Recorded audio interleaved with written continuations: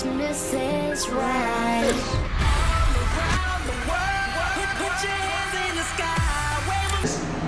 It wasn't good business being handled. And you know, as you get older, you start realizing, like, hold up, it kind of felt like you're just being used in a way. My girl dropped. He said it wasn't good business. I ain't gonna lie, y'all. One fun fact about KS11 that y'all don't know about me. I was a big Mindless Behavior fan on bro, and I'm not ashamed to say it. That was my niggas. That was my group right there. I know every song. Well, I knew every fucking song. I could still damn near sing damn near every fucking song from them. Not that new shit they had ended up doing. That's when I stopped fucking with them. But when it was them, bro, I was rocking with them from the beginning on, bro. Had every CD, knew every song, bro. That was my group right there. And let's be real, they low-key motivated me to want to do music and dance. I ain't gonna lie. More than Chris Brown. I ain't gonna lie. Chris Brown, he was a big influence. Was everywhere. If it wasn't on repeat, were you even living? Mindless Behavior came out strong with that banger and everyone took notice. But wait, things weren't all just smooth sailing with the moves and charm. Nope, behind the scenes, it was just as crazy as their rise to fame. From lineup changes to some serious money problems, these guys definitely had their share of drama. Let's dive into the messy story of Mindless Behavior. Yo, what's good, y'all? It's Rock Royal from Mindless Behavior. It's your man, Ray from Mindless Behavior. Yo, what's up, y'all? It's Prodigy from Mindless Behavior. It's yours truly, Princeton from Mindless Behavior kicked off their journey in LA with one goal: to shake things up with a fresh boy band that could hit hard with killer dance moves and smooth R&B tracks. The masterminds behind this idea, industry pros Keisha Gamble, Vincent Herbert, and Walter Millsap. Wait, who was Keisha Gamble? Idea, industry pros Keisha Gamble, Vincent Herbert, and Walter Millsap, who teamed up to make it happen. Honeybook completely changed how I do. I ain't gonna lie, I used to hear about Keisha Gamble and all of them a lot. If they really them in the industry, that mean they was probably some industry plants. Low key. That was my shit. So let the music Keisha had a knack for spotting young talent and turning them into stars. Vincent was already a big name in the music biz, working with icons like Lady Gaga and Toni Braxton. And Walter, a hit-making producer and songwriter who'd teamed up with legends like Beyonce and Alicia Keys. Talk about a dream team. These three hit the road to scout the perfect crew for their vision. After a tough audition process, they locked in 4 young stars. Rock Royal, aka Crisanto Romello August, the smooth rapper with a magnetic stage presence. Princeton, aka Jacob Anthony Perez, a versatile vocalist and standout dancer rocking his own unique style. Prodigy, aka Craig Crippen Jr., the lead singer with killer vocals and range for days. And Ray, aka Rayon Lopez, the baby of the group who brought insane dance moves and non-stop energy. The boys went through some hardcore training, perfecting their singing, dancing, and stage presence. All that grind paid off big time when they dropped their first single, My Girl, which blew up and put them on the map, kicking off a career full of wins. Hey, my girl, she loves me.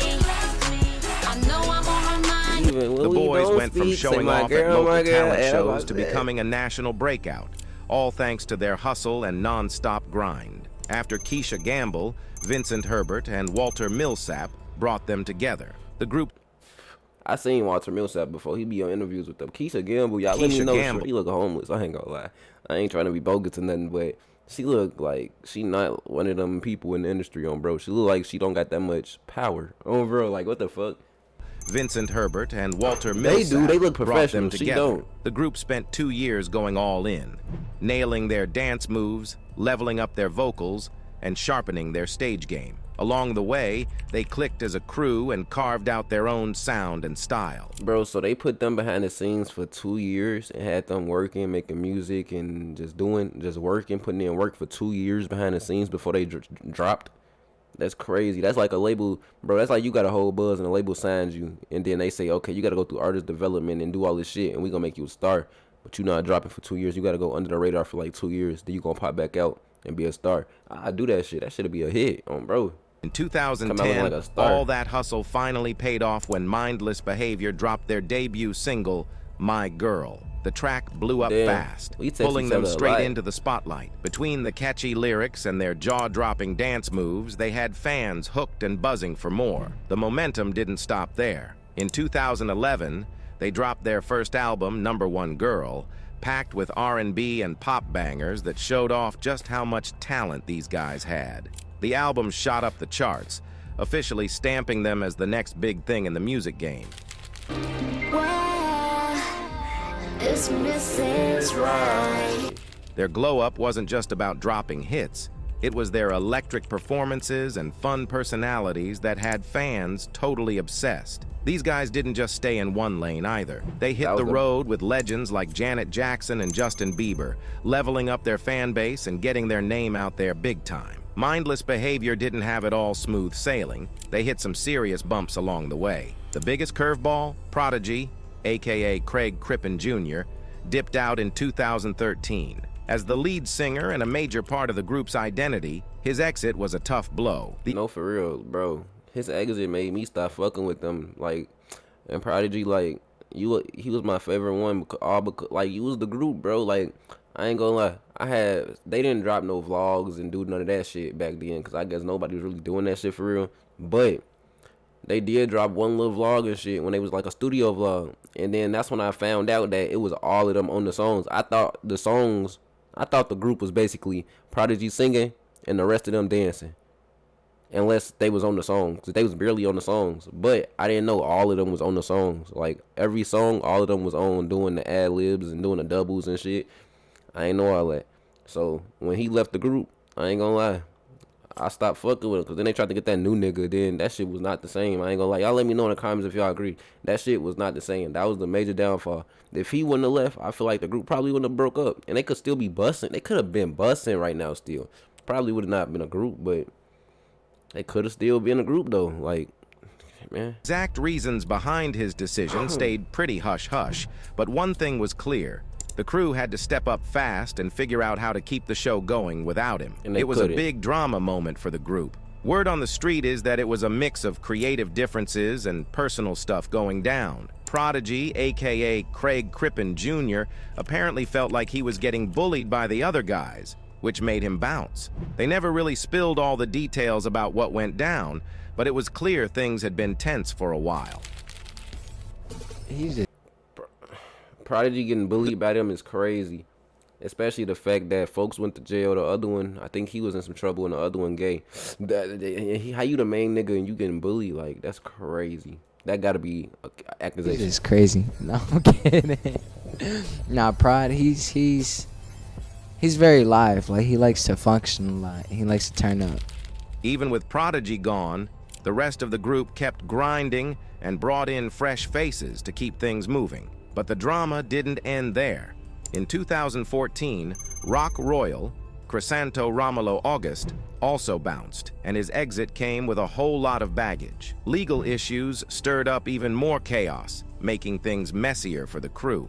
Losing Rock left another big hole, and the pressure on the remaining members kept piling up. So word on the street is, things took a really bad turn for Rock Royal in the early hours of April 10th, 2014. He was accused of robbing a convenience store and even pulled out a weapon during the whole thing, making it way worse. Bro, what? Hold on, I never knew this shit. He robbed a convenience. Bro, this nigga must not have had no money on him. I done been down bad by a lot. And I never robbed nobody, stole from nobody, and robbed no stores. Like, you gotta really be down bad to be doing. Okay, let me stop lying. Okay, when I was young and dumb. I did steal from Walmart, but that's different though. I didn't go in there with no gun, robbing no store. That's some brokey, low down, like, no, bro. He must not have been getting to it for real to be doing something that low. Like, what the fuck? Robbing a convenience store and even pulled out a weapon during the whole thing, making it way worse for him legally. It didn't stop there. Turns out he was also caught up in some drama with a producer named Chris Clark. During a studio session, He apparently swiped Clark's BMW 325i after finding the keys just sitting on a table. When Clark went to leave, the car was gone. What? And so was Rock Royal. This just made everything worse and added more legal headaches to his list. No. By February That's a thief. 2016, things hit rock bottom when he got arrested for robbery and battery. He ended up taking a plea deal and was sentenced to 2 years behind bars. With Rock and Prodigy out, the group... Hell no. At this point, if he was only sentenced to 2 years, I mean, he must have got out. Bro, last thing I seen on Rock Royal, I didn't know none of this. Only thing I knew was that nigga did something with some, like, I don't want to call him a C-head. Yeah, a C-head. That's the best word to say on here. A C-head on the street owed him some money. I think they said he owed him like $20 and he beat him up. Like, what the fuck, bro? Like, I mean, principles is something, but like, over $20 though? You supposed to have money on, gang. And a C-head though, a junkie that be in front of the stores? Like, bro, you supposed to be somebody. You tweaking.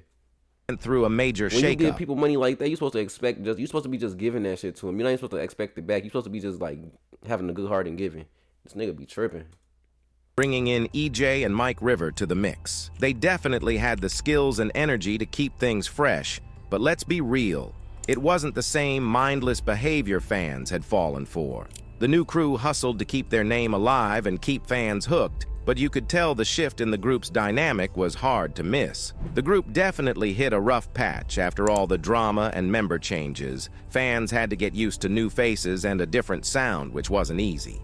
They kept dropping music and hitting the stage, but it was clear the magic was kinda lost. It just showed how tough it is to keep things together in the music game when stuff starts falling apart. When you in the group.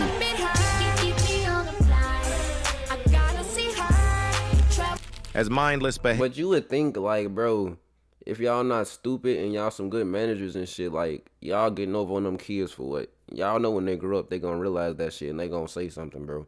Like, what? Like, them are the money makers. Why is y'all getting over on them? Y'all making them want to split apart and not be a group no more. That's messing up the whole bag. That's what I don't understand about people.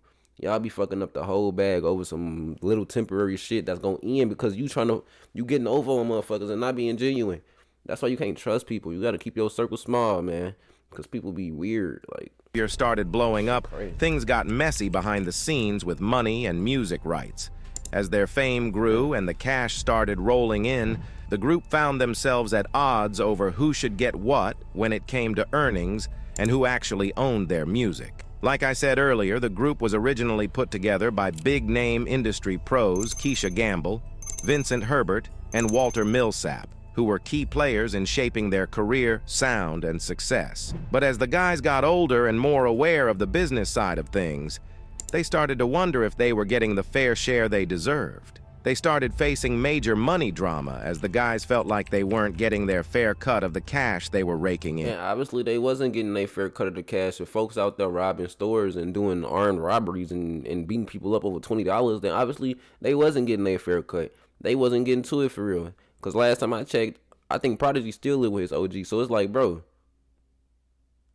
the fact that they was a #1 group in the world is crazy. And they're not set.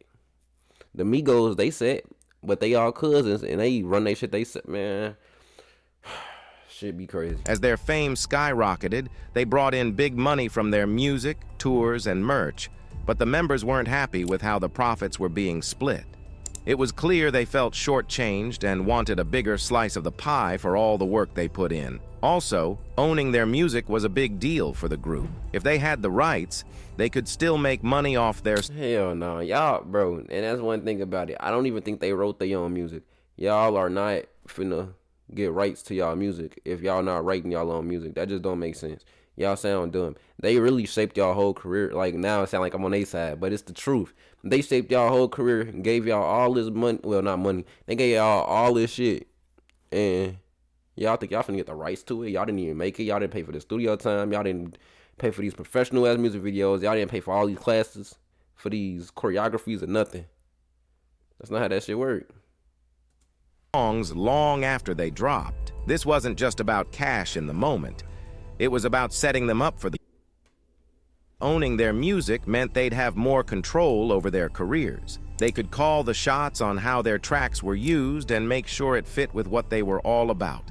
Things started to get tense when the guys realized that most of the cash was going to their management team and the industry pros who helped kick off their careers. They felt like they were doing all the heavy lifting, performing, creating, and not seeing enough of the rewards for it. The tension just kept building as the guys started feeling like their contracts were super unfair. They couldn't shake the feeling that their tours and merch sales should have been bringing in more for them, especially after all the work they put in. They was the biggest group in the world. They should have been getting paid more. But, hey, shit be crazy. Bogus as hell.